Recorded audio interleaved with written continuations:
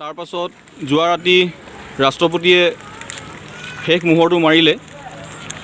আপোনালোকে কি ভাবিছে যে কেন্দ্ৰীয় চৰকাৰে অসমৰ যি ভাৱমূৰ্তি, অসমৰ ৰাইজৰ যি চিন্তা ধাৰণা, তাক সন্মান নাই কৰা নে তেওঁলোকে প্ৰি প্লেনিংভাৱে এইবিলাক কাম কৰিছে?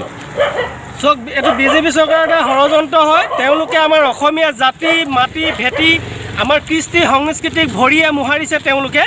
তেওঁলোকে বিদেশী আনি তেওঁলোকে আমাৰ অসমীয়া জাতিক সম্পূৰ্ণৰূপে নিশেষ কৰি দিব বিচাৰে।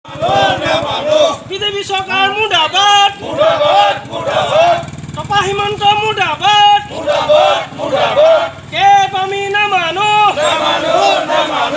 এজবি বিজেপি গো বেক, এজবি BJP go back, Narendra Modi হুঁচিয়াৰ গাড়ীৰ কাৰণে। গতিকে আমি এই কেব কেতিয়াও মানি নলওঁ।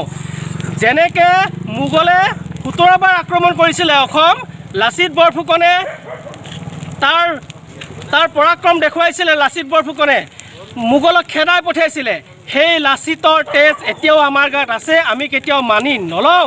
লাগিলে আমি হাতত অস্ত্ৰ তুলি ল'ম, আমি হেংদাং তুলি ল'ম। হেংদাং আমাৰ আছে।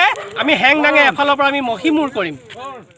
আজি হিমন্ত বিশ্ব শৰ্মা হওক, সৰ্বানন্দ সোণোৱাল হওক, আমাৰ ভোটৰ যোগেদিয়ে তেখেতলোকে আজি গাড়ী দখল কৰিবলৈ সক্ষম হৈছে।